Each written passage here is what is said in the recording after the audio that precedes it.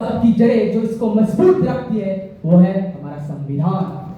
आप सबको मेरा आदरपूर्ण नमस्कार।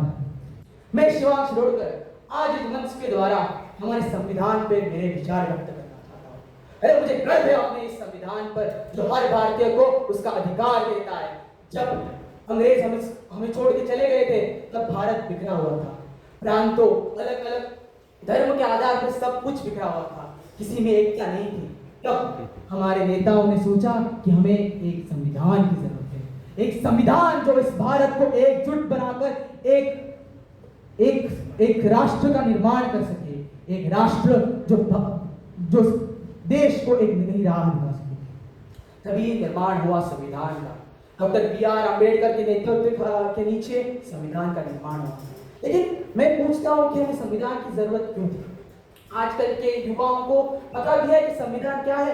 वो बस बोलते हैं कि संविधान वो है जिसके वजह से हम पर धाराएं लगती है, जिसकी वजह से कानून चलता है। पर संविधान इस सबसे ऊपर है।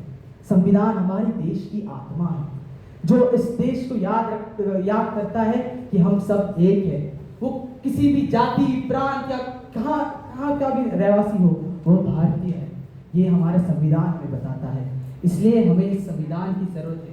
आज के युवा को जरूरत है कि वह संविधान पढ़े ताकि वह समझे कि देश को कैसे आगे बढ़ाया जा सकता है।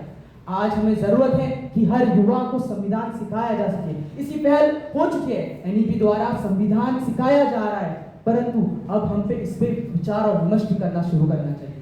कहते हैं कि परिवर्तन संसार का नियम है और यही परिवर्तन हमारे संविधान की भी आवश्यकता है।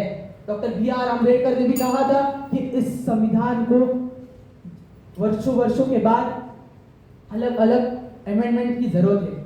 बहुत सारे अमेंडमेंट्स हुए आज तक और होने वाले हैं, जैसे कि वन नेशन वन इलेक्शन। इन अनेक अमेंडमेंट के द्वारा ही भारत सशक्त बन सकता है।